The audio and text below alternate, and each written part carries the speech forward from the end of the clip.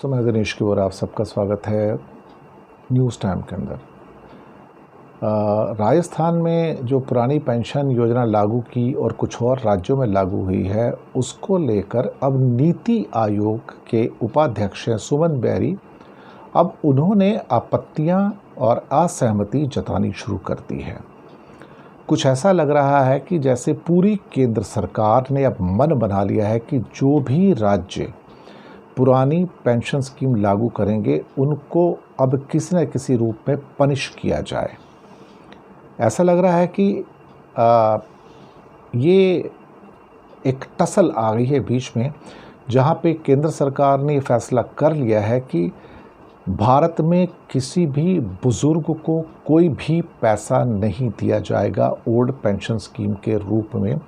और बल्कि आज तो एक इकोनॉमिस्ट जो स्वामीनाथन अय्यर जो नॉर्मली अच्छा लिखते हैं, उन्होंने कहा कि अगर ये पुरानी पेंशन स्कीम दी गई तो ये भारत की सबसे बड़ी रेवड़ी होगी। दरअसल बुज़ुर्गों को रेवड़ी के बराबर तोलना और उनका ध्यान ना रखना और कोई सोशल सिक्योरिटी स्कीम की घोषणा ना करना, वो उन्हें याद नहीं आ रहा है।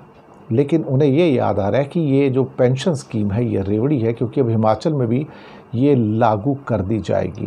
राजस्थान में है, पंजाब के अंदर है, छत्तीसगढ़ में है और बाकी भी राज्यों के अंदर इसका करीब इसका मिल जाएगा इसको। नीति आयोग की आपत्तियां ये हैं कि राज्यों के पास इस स्कीम को लागू करने के लिए पैसा नहीं है। आखिरकार इसका भार केंद्र सरकार पर जाएगा। कर्मचारियों की पेंशन का भार पहले की तरह आम नागरिकों पर पड़ेगा। तो वैसे भी सरकार के सारे बोझ आम नागरिकों पर ही पड़ते हैं। सरकार ने कब अपने पास से या प्रधानमंत्री ने कब अपने पास से पैसे देने शुरू कर दिए हैं। शिक्षा, चिकित्सा, परिवहन, पानी और बिजली जैसी मूलभूत योजनाओं के बजट में फिर कटौती होगी। वह तो कटौती ऑलरेडी की हुई है। प्लान राज्यों ने केंद्र सरकार के पास भेजा नहीं कि पैसा कहां से आएगा, और पहले से ही हज़ारों करोड़ रुपयों के कर्ज भार तले दबे राज्य किस प्रकार से नया आर्थिक भार उठाएंगे।